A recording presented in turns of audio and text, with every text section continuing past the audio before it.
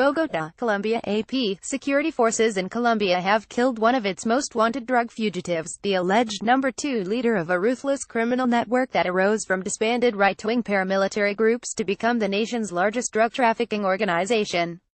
Gulf Clan Capo Roberto Vargas, best known by his alias The Hawk, was slain in an operation by an elite commando unit near his base in the Gulf of Urabá region of northern Colombia. Authorities had offered a $165,000 bounty for him. "This was one of our most sought targets. We had been on his trail for a long time," President Juan Manuel Santos said Friday at a news conference to discuss the operation. Blue Radio reported that Vargas was killed at a home along with a dozen gunmen while watching a soccer match Thursday between Colombia and Venezuela. As Colombia implements a peace deal with the nation's largest rebel movement, it has been redirecting its security forces to combat criminal gangs that have aggressively stepped in to fill the void left by retreating guerrillas. More than 1,500 members of Colombia's security forces have been trailing the Gulf Clan's top leaders for over 2 years.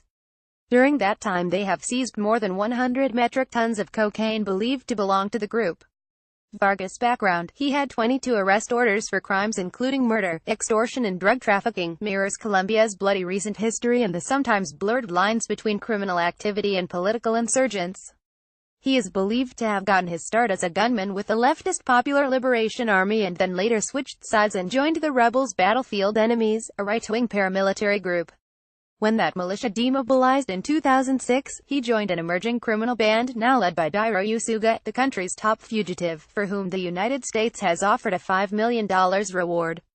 Santos said Vargas' death and the recent arrest of dozens of Gulf Clan members should serve as a wake-up call to Usuga so that he and his protector surrender to face justice.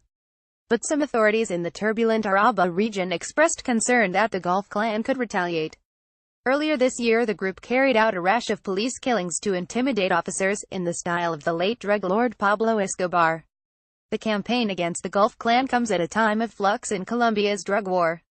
Coca production in the country surged 18% last year to levels unseen in nearly 2 decades of U.S. eradication efforts, according to a White House report. Authorities have stepped up their pursuit of drug traffickers even as they chase a goal of destroying 100,000 hectares of coca crops this year through a combination of manual eradication and voluntary crop substitution agreements with farmers.